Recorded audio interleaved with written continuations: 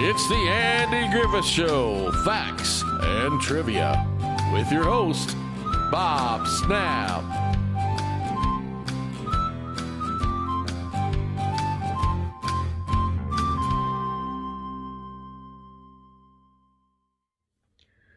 Hi guys, and welcome to the Andy Griffith Show, Facts and Trivia. Appreciate you being here. Today's video is on how a determined fan used his wedding to break through Frances Bobbiet's wall of silence. You might even say that this fan was the last one to get advice from Aunt B. Let's take a look. Take a minute and think about Aunt B on the Andy Griffith Show. Now, what comes to mind? Now, is it her cooking? Maternal instinct to care for everyone? Maybe her colorful house dresses and aprons? Or if you're just feeling a little nitpicky, is it her yucky pickles? Those kerosene cucumbers? Now let's put Aunt B aside. Take this next minute to think about the actor Frances Bobbiet. What do you know about her?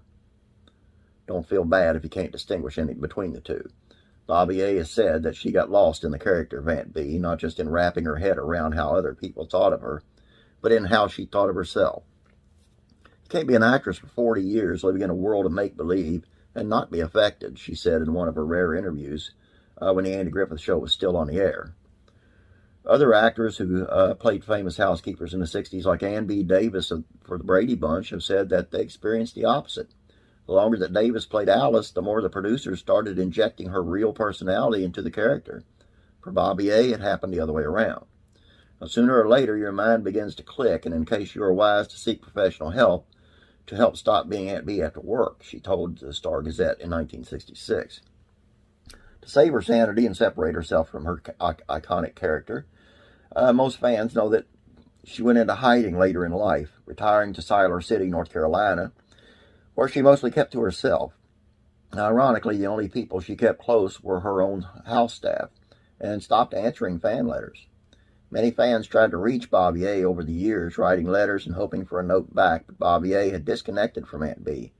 She had to because Aunt B just wasn't as easy as it looks. It's terribly difficult because Aunt B is so much nicer than the real me, she said, echoing a similar sentiment Griffith had expressed about his iconic character. But then along came a big fan who broke through this wall of silence.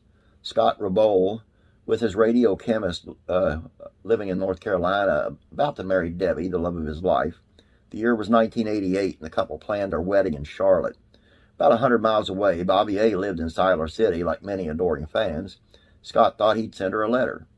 He heard from others that Bobbiet is a famous recluse, but he figured he'd give it a shot anyway. In an interview with fellow retro pop culture fan Jeremy Roberts, Scott said, not surprisingly, she didn't respond to my note. Scott and Debbie had no hard feelings. They stopped by the local florist and left flowers for the TV matriarch on her front porch, a very Mayberry image, then resumed their wedding plans. It wasn't until they were putting together the wedding invitations when Scott got an idea. Anyway, in April 1988, Debbie and I were preparing for our wedding on May 7th by sending out early RSVPs so we could figure out who was the best caterer for a number of guests. I figured this was my last chance to get a potential response from Bobbiet, so I sent her an invitation. Everything I'd heard about her was that she was a very formal person, so maybe she'd feel a desire to send back the wedding invitation card. This was a clever scheme indeed, and perhaps Bobbiet was still a little more like her character than she thought, because Scott's trick worked. He became one of the last fans to break through Bobbiet's wall of silence when she actually sent her RSVP back, and wouldn't you know, scrawled on the RSVP card was the perfect, polite advice to decline a wedding invitation. Miss Bayer regrets she will be unable to attend, but wishes you and yours happiness in your coming years. Scott's pretty sure it's her handwriting. From what I could tell, Bobbiet wrote the note herself about a year and a half before her death at the age of 86. As the handwriting appears the same as what's found on checks and letters, he explained, he also said he sometimes started borrowing this exact wording when he had to decline to attend weddings. So in a way, he became the last fan to take some popular, polite advice from Aunt B.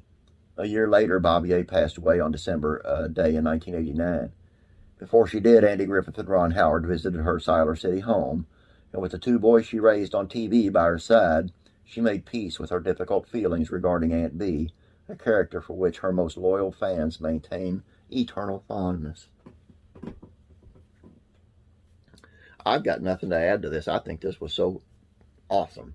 Just beautiful. Just a beautiful story. And I hope this one gets a lot of views, because this needs a lot of views. God bless Frances Bobbier. May she rest in peace. Please don't forget about classic sitcoms, facts, and trivia.